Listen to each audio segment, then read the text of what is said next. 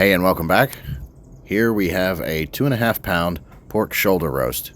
We are going to prep this and we are going to put it on the smoker and smoke it and eat it tomorrow. So I've already put a little bit of tenderizing salt on this and then rinsed it off. I left it on for about 20 minutes.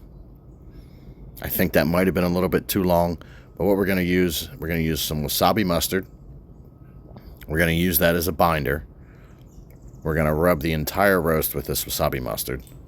So let's put some on it. Then we're going to rub it with the gospel from Meat Church. Yes, I love Meat Church. And he doesn't sponsor my videos. But I love Meat Church's rubs and spices and his brines and everything. So let's get started here with the wasabi mustard. Now, wasabi mustard, when you're using it as a binder, doesn't really come through all that much as a flavor.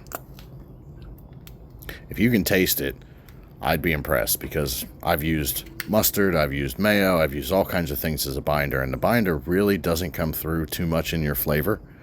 But what we want to do is we want to rub that all over the piece of pork.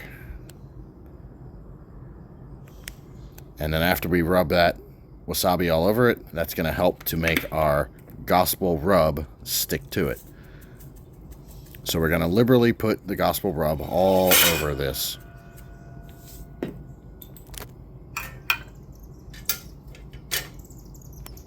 Get it 100% coated on the sides, the bottom, the top, everywhere.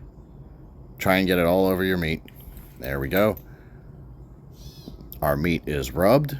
And you don't necessarily want to rub it, you more or less want to pat it in. So what we're going to do now is we are going to cover this with some saran wrap, and we're going to put it in the refrigerator, and tomorrow we are going to put it on our smoker and smoke it.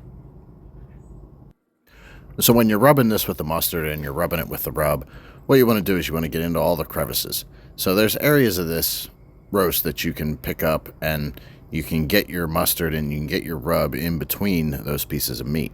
You want to do that so that everything is coated and totally covered.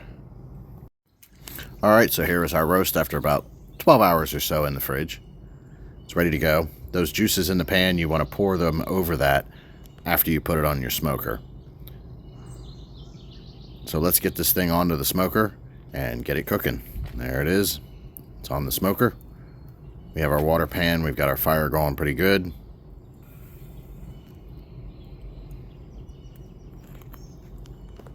And like I said, those juices that are left in the pan, you want to pour them over the meat. Pour it when it's raw. I mean, you don't want to pour it after the thing's mostly cooked, because there's a lot of blood in there. But there's our fire. We need to shut this lid. Now, right now, we're only about a half hour into our smoking. I just wanted to take a look at it and see what it looked like. But we're going to close this lid and we're going to let it go, because if you're looking, you're not cooking. We added some wood chips, we got some good smoke going, and this thing is pretty much on its way to be a good cut of smoked meat.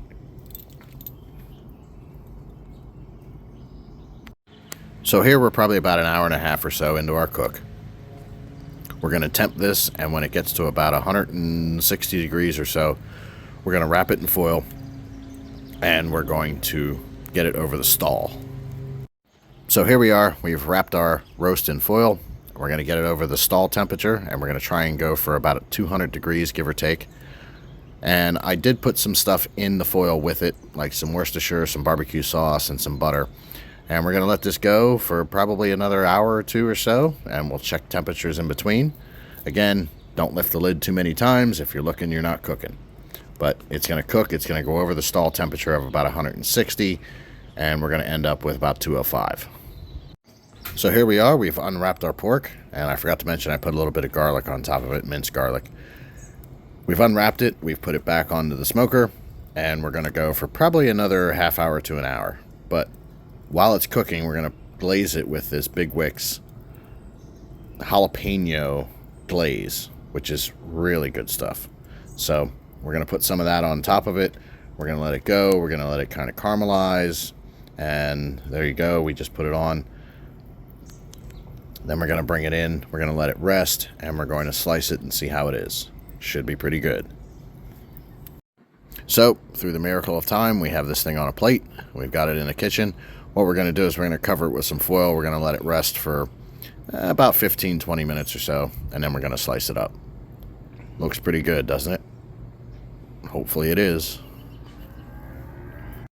So here's our finished pork roast. Made a couple slices into it. I think I left the tenderizing salt on it just a little bit too long, but that's okay. It basically falls apart as soon as you try and hit it with a knife. It looks really good. It tastes really good. Thanks for watching.